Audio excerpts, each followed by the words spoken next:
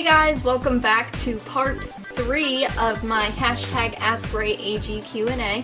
Today I will be wrapping up with some questions from Instagram. If you haven't already, you should go check out parts 1 and 2. And I'm just going to go ahead and get started with a couple of these questions. So first I have 2 questions from HGL Studios, who is also on YouTube. And the first question is, who is your favorite of your dolls? Well, I try not to have favorites, but currently I think it's Leah, just because I love her eyes. I think she's such a pretty doll.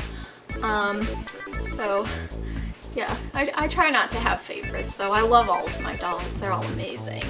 When did you first get into dolls? Probably like back at the beginning of 2007. Again, that was, well, I said I cannot talk today, I'm sorry.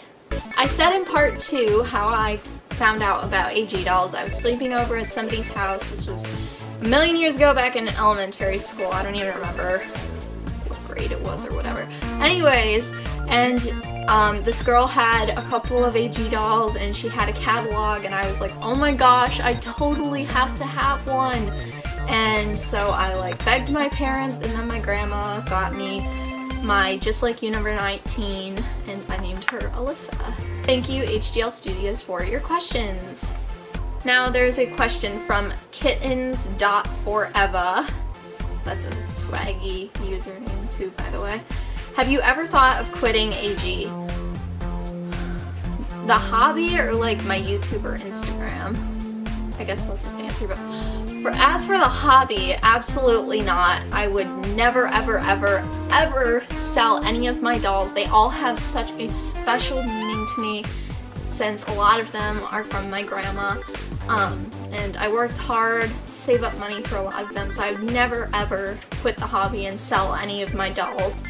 As for AG Instagram and AG YouTube, well, YouTube, back when I was like first getting started, I felt like I wasn't gaining subscribers and I felt like nobody really cared about my videos, and I was just kind of like, oh, just forget it, I should just quit. This is pointless, why am I even bothering? But I didn't quit, and I am still here 1 year later, rocking it on at 600 something subscribers, almost at 700, which is so cool. And Instagram can be really frustrating sometimes. If you're on Instagram, you probably know that when everybody's off of school, like over summertime, the drama is so ridiculous, it's not even funny.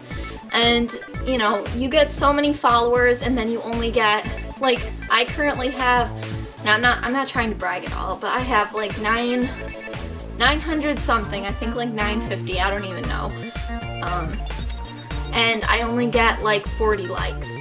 So that's kind of frustrating because I put a lot of time and effort into my photos. I have all of these followers and literally like nobody likes them. So it can be extremely frustrating. You feel like you don't get any feedback or anything on Instagram, and that's kind of true sometimes.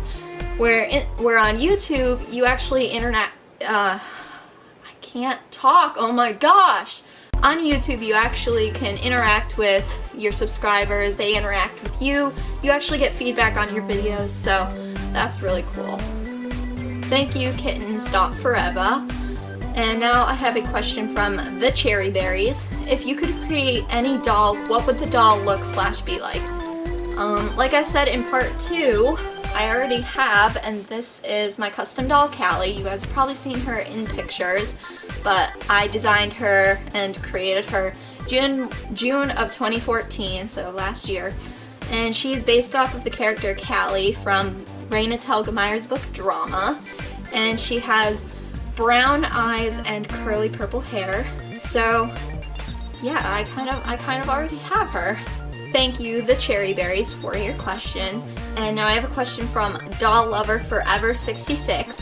How many dolls do you have?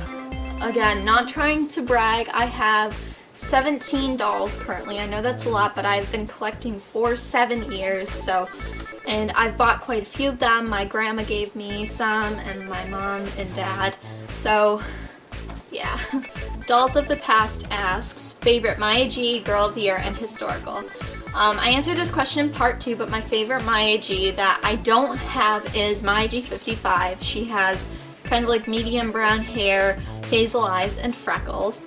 My favorite Girl of the Year is Mia, Girl of the Year 2008. I just love her freckles and her red hair. I think she's super cute and unique.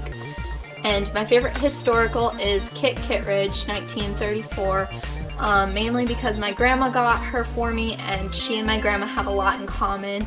You know, my grandma grew up during the Great Depression, and she loved Kit, and we loved her books, so yeah.